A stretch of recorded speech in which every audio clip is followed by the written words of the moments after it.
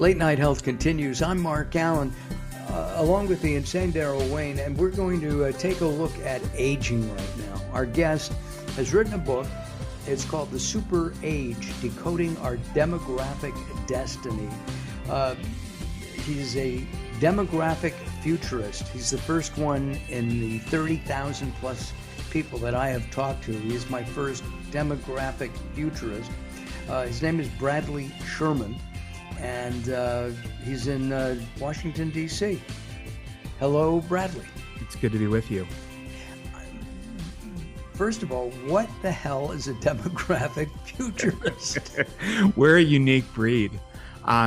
We have the ability to take large and complex amounts of data, information on birth rates, death rates, labor force participation rates, and everything in between, align them with emerging trends in society and culture and technology. And from there, we can make very reasonable predictions about the future and what our society and our economy will look like in just a few years. And you can also balance a checkbook? That's the one thing I can't do. Okay, got it. So are we on the right course right now? I think it depends on your perspective. From my perspective, it isn't the right course or the wrong course, but it is our reality. And our reality is that for decades now, we've had declining birth rates and increased lifespans. And this boils down to creating a vastly new, vastly older world than we've ever experienced before. So to give you some context, by the end of this decade in the United States, at least 1 out of 5 people will be over the age of 65. That is a first in our history, and it will be that reality in at least 35 different nations around the world. But aren't baby boomers the biggest segment of the population right now? Well, the biggest segment of the population right now are millennials. Millennials make up 72 million American citizens. Boomers are down to 70 million now. They were born as the largest generation with 76 million, but obviously people die over the course of a lifetime. So the millennials now exist as our largest demographic by generation, then the boomers, then Gen Z, the generation that's just coming into work now, then Gen X, my generation. And there's still some people that are left from the silent generation, about 18 million, including the president. And Generation Alpha, the youngest of the young, is on track to be probably our smallest generation alive once they all get through. I'm shocked. I was just talking earlier with Earl Mendel, the author of the Vitamin Bible and the Herb Bible, and he was telling me that the age range in the U.S. has declined over the last 2 years. Yeah, It it's was absolutely. 79, Yep. and now it's 77. Yeah, and that's due largely to COVID. Every time there's a major disruptive health event in this country, or frankly anywhere in the world, the life expectancy adjusts downward. So we lost about 2 years on average during the past 2 years due to COVID. Wow. However, if you take a look back at history, if you take a look at the Spanish flu, for example, during that period, life expectancy adjusted downward by 12 years. Oh my. And And what was the life expectancy in 1918? it was low. It was Yeah. low. It was hovering around 50, 55, if I'm not mistaken. But make no mistake, these are averages that we talk about here. So this 2-year average is across all racial groups. If you're a member of one of the indigenous tribes of this country, if you're Native American or Alaskan Native, you can expect that your life expectancy ratcheted down by about 6.5 or 7 years. So that would be 72, 73. Correct. And Whoa. that's assuming that you're at the national average, which indigenous people are not. In fact, the lowest life expectancy in this country is on the reservation in Oklahoma, near Stillwell. And at birth, there's a reasonable expectation that you will make it to 51. 51. when the national average is, like you said, around 77, 78 now, thanks to COVID. But there are pockets, including a small place in North Carolina called Farrington Village, where life expectancy at birth is 97. So there's a major So why gap. aren't we moving there? I don't think we're rich enough to move there. Places that do well in terms of longevity have access to higher incomes. They tend to be whiter on average, higher educated, and of course, they have very livable communities.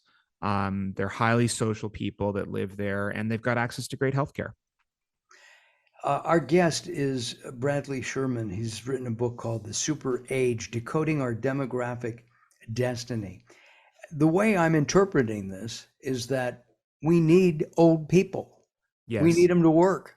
Yes. Within the last couple of weeks, I've been asked at least 2 or 3 times, when are you going to retire? And I said, why would I retire? I like what I do. Yeah, and I think many more people feel this way than ever before. In fact, on average, we're seeing people working for longer periods of time now. And in many ways, we're returning to the way things used to be. Believe it or not, past is sometimes prologue. And as Mark Twain always said, history doesn't repeat itself, but it often rhymes. So if you go back to the 1950s, for example, we had labor force participation rates of men over 65 that were nearing 50%. If you look back even further, labor force participation rates may have been even higher, 70 or 80 or even 90%, because for all of human history, we've been expected to work. This invention of retirement in the last century really took us off course. The baby boom, which pumped all of this young, readily available talent that survived childhood into adulthood, dropped the cost of labor, and we pushed older people out of the workforce and into retirement and into nursing homes. What we've learned over the past century, this is not a good deal. People who stay and work are financially healthier. They exhibit greater levels of cognition, mental health, physical health. Why would we ever push them away? When everyone is in society and working together, we all start rowing in the same direction. But there used to be mandatory retirement at 65. And I think airline pilots today. Correct. Airline pilots, military, and there are a handful of CEOs, believe it or not, that still have mandatory retirement, as well as the heads and the staff of international organizations like the UN, the World Health Organization, et cetera. But it was only 2 weeks ago that the CEO of Target, the retailer, the American retailer, made national news because they extended his contract past 65, so he can work until 69 now. So the changes are happening, but they're not happening at a pace that is fast enough for me. But he's probably getting a $10 million a year bonus. Yeah, he's definitely in a different financial situation than most of us. Yeah. Many of us have to deal with the reality that in workplaces, we experience some degree of ageism. And people asking you to retire, when are you retiring, is a form of ageism. It's expecting that you're going to fall into a certain archetype because of your physical appearance. When in reality, this, I'm pointing to my brain here for your listeners, this doesn't change up here. This stays strong for those of us who are in brain jobs that have real great curiosity and innovation. This doesn't go away. And I'm often reminded of Debbie Harry, Blondie, who, Right. when she released her 5th or 6th album a few years ago, in her very heavy accent, her very heavy New York accent, said, "The big problem is I'm 70 down here, but I'm 20 up here." I can relate to that in many, many different ways. Our guest is Bradley Schurman. And the book is The Super Age, Decoding Our Demographic Destiny. We're going to take some time out, do some business, and when we come back, we're going to find out what exactly the Super Age is. And apparently it's arrived in Italy, Japan, and Germany already. When will it hit here in the United States? We'll find out as Late Night Health continues.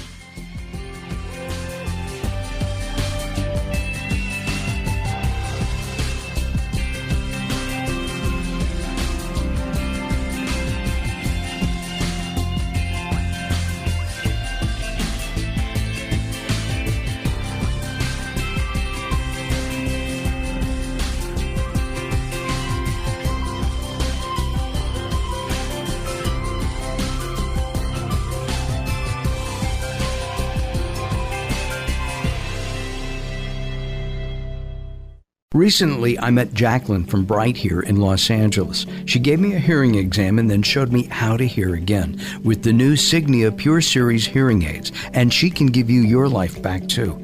I hear birds chirping, birds cooing, and even my wife. They easily connect to my smartphone. The Signia hearing aids are amazing, and with the charge and go, I don't have to fiddle with batteries and hear all day long. Not hearing is frustrating for you and your family. I know you don't have a problem, but trust me, call Bright Here now for a free hearing exam, a $125 value, yours free, just for making an appointment now. There are offices throughout the Los Angeles area. Call Bright Here now at 323-424-7100. That's 323-424-7100 for a free hearing exam. There's no obligation. Call now, 323-424-7100, or visit them on the web at brighthere.com.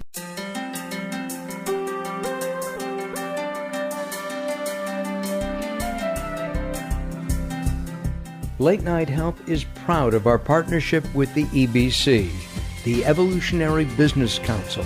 Check them out at ebcouncil.com. You're listening to Late Night Health with Mark Alyn. The show continues in a moment.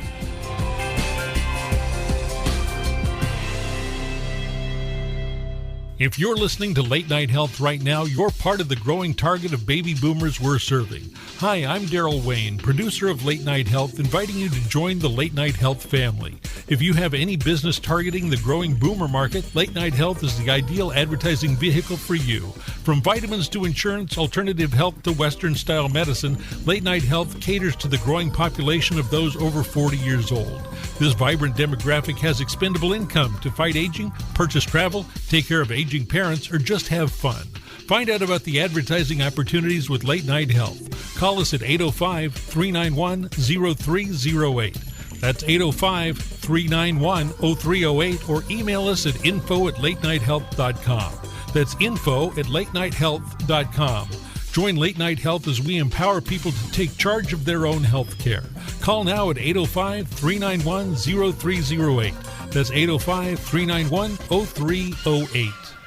Sometimes it's not what you say, it's how you say it. Words are a critical aspect of success. How you get your point across is a crucial part of what makes anything sell. So do it right and hire a writer. Whether it's articles, blog posts, technical writings, website content, product descriptions, or ghostwriting anything from a novel to a nonfiction book about your navel, contact Servet Hassan. If you want it to sell, write it right.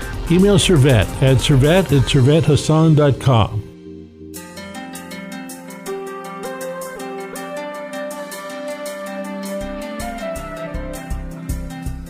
Late Night Health continues. I'm Mark Alyn. We're talking about aging and ageism and growing older and staying healthy. I think that the number one problem of baby boomers, and Bradley, you correct me if I'm wrong, is that I want to wake up tomorrow morning and know that I'm Mark Alyn. And I want to look over and see my wife and know her name. Mm-hmm. And I want to know the name of my kids and my friends. In other words, I don't want my brain to go. Sure. And I think that's the number one problem, or at least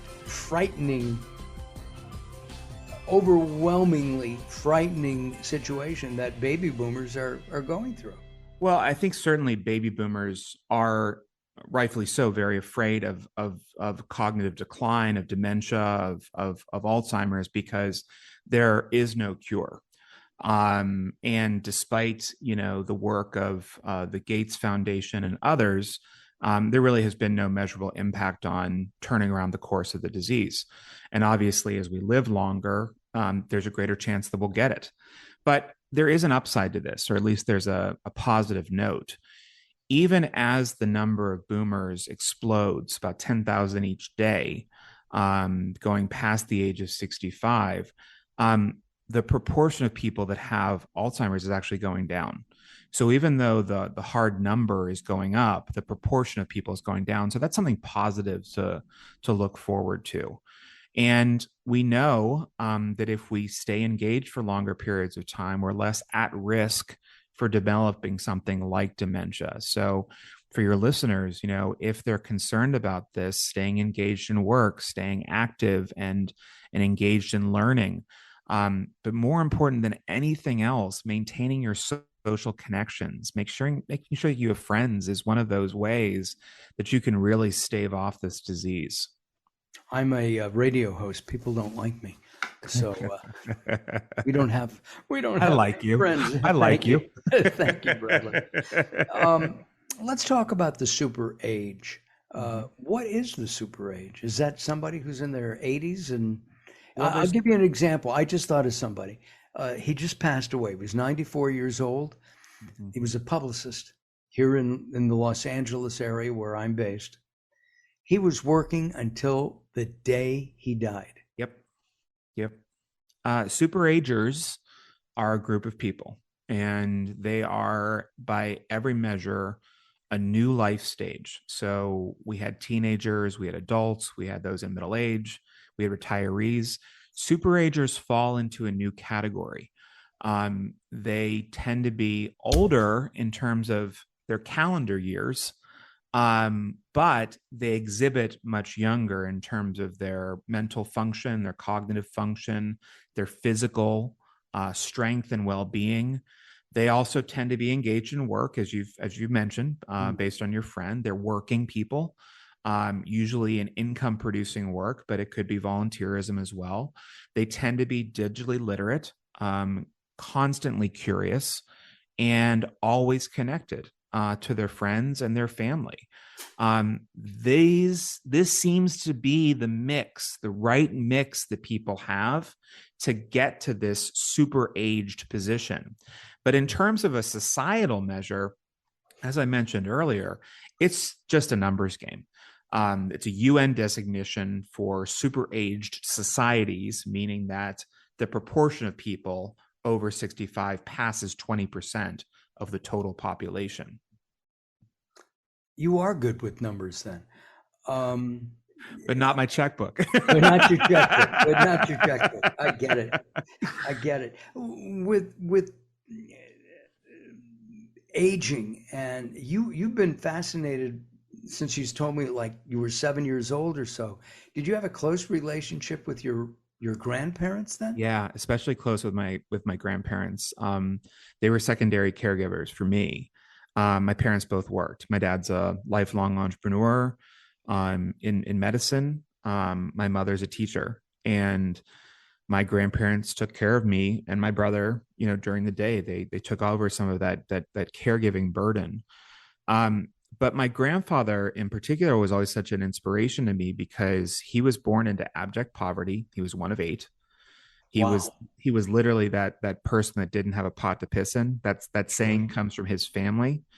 At the age of 14, he was in the mines as a coal miner to support his family. And for whatever reason, he beat the odds and he lived past 90. That was not supposed to happen. When he was born, he had a 50% chance of making it just to adulthood. He made it to adulthood. He went to war. He came back. He had led a middle-class lifestyle, built wealth with my grandmother, who was also a teacher. He worked for Westinghouse his whole life, post-war, built kind of your quintessential lower middle-class life, sent both of his kids to college, and was able to retire in relative comfort. And I thought to myself at the time, this is amazing. This wasn't supposed to happen.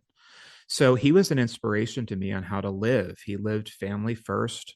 But the fact that he was able to live so long was part of what really captured my attention more than anything else. But it was going to see him when he was in nursing care that expanded my view. And traveling from Pittsburgh to Washington, D.C., where I was at school, I would see the demographic shift happen in real time in the rural countryside.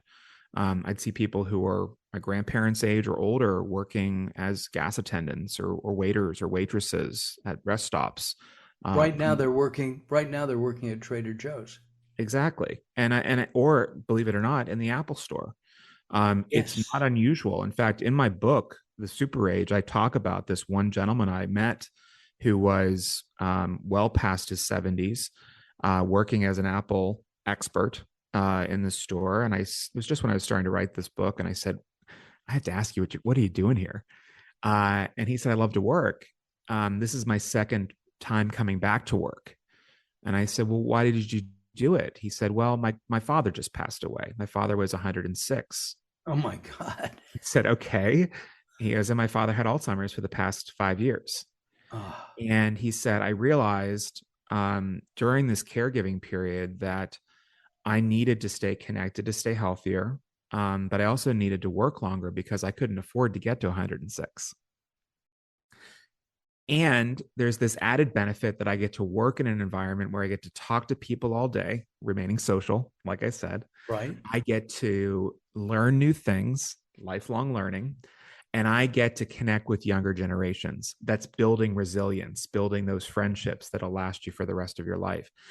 That to me is the thesis right here. We can all be super agers if we take advantage of the gifts that we're given, advantage of the opportunities that are out there. We don't need to vision ourselves at age 40, at age 80, but we need to think about those little things that we can do today that can help push us forward into tomorrow. I just want somebody to help me remember all my passwords because my Mac keeps telling me it's wrong. It's wrong. Yeah. We only have a moment or so left. What one piece of advice would you give based on this, on your study of the data? For individuals, yeah, go ahead. I think for individuals, if there's one thing I can tell you to do today, we've highlighted the focus on well-being, obviously, making sure you have lifetime income. If you're working, maintaining your lifelong attention to learning and those meaningful relationships. But there's anything you can do today that can really future-proof your life and guard your independence, which we all treasure so deeply. It's making slight modifications to your home today. Little modifications to lighting schemes, to the layout of bathrooms, to whether or not you have a regular shower or tub or a shower that you can use in a wheelchair. These are all little things that can help you maintain your independence for long periods of time. In fact, that's one of the biggest pieces that we're pushing with individuals today is, and pushing is probably not the right word. One of those things that we're really focused on sharing with individuals today is that 90% of Americans want to stay in their home until they die. But the vast majority of us don't have that ability because our homes at some point start working against us, not for us. Yeah, two-story homes, yeah, and level and all that. If you have the ability and the resources to make the modifications today, do it. Don't think twice about it. Just do it. It'll pay off in the future. It'll keep you out of a nursing home. It'll keep you from spending incredible amounts on healthcare if you fall. Yeah, and falling is the beginning of the end. Listen, Bradley, will you come back and update us in a month or so? I sure will. I'd love to be back. All right, good. We will take care of arranging that. Our guest, Bradley Schurman, Schurman, The Super Age, Decoding Our Demographic Destiny. I'm Mark Alyn. Thank you for listening at home. We will be back next week, as we always are. Have a good week. Have a happy week. And most importantly, have a healthy week. Take that walk around the block. I'll see you next time. Bye-bye for now.